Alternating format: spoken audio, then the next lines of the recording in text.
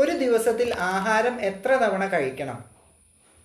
ആയുർവേദം പറയുന്നത് ഒരു നേരം ആഹാരം കഴിക്കുന്നവൻ യോഗി, 2 നേരം ആഹാരം കഴിക്കുന്നവൻ ഭോഗി, 3 നേരം ആഹാരം കഴിക്കുന്നവൻ രോഗി, 4 നേരം ആഹാരം കഴിക്കുന്നവൻ ദ്രോഹി എന്നാണ്.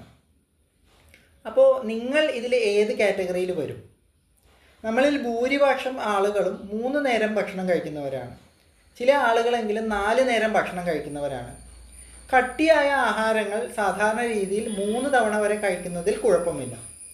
പക്ഷേ നമുക്ക് സാധാരണ രീതിയിൽ നമുക്ക് വിശക്കുന്നത് അനുസരിച്ച് നമ്മൾ ഭക്ഷണം കഴിക്കുക.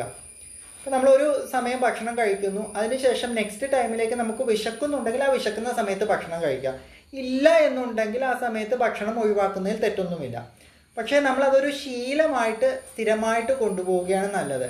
നമ്മളൊരു സമയം വെച്ചിട്ട് കൃത്യമായിട്ട് ആ സമയത്തിൽ തന്നെ ഭക്ഷണം കഴിച്ചു പോയാൽ നമുക്ക് ആ കൃത്യസമയത്ത് വിശക്കുകയും ആ ഭക്ഷണം കഴിക്കുന്നത് ഒരു ശീലമായി മാറുകയും ചെയ്യും. അപ്പോൾ ചില ആളുകൾ 2 നേരമാണ് കഴിക്കുന്നതെങ്കിൽ ആ 2 നേരം കറക്റ്റായിട്ടൊരു സമയം ചിട്ട വെച്ച് പോയാൽ ആ സമയത്ത് മാത്രമേ അവർക്ക് വിശപ്പ് ഉണ്ടാവുകയുള്ളൂ.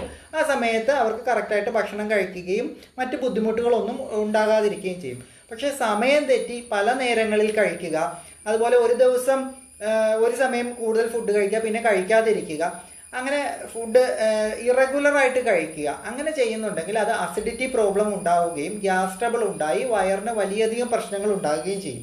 അതുകൊണ്ട് തന്നെ നിങ്ങളുടെ ഒരു ആഹാരശീലം എപ്പോഴും ഒരു സമയക്രമം അനുസരിച്ച് അതൊരു ക്രമപ്പെടുത്തുന്നത് നിങ്ങളുടെ ആരോഗ്യത്തിന് വളരെ നന്നായിരിക്കും.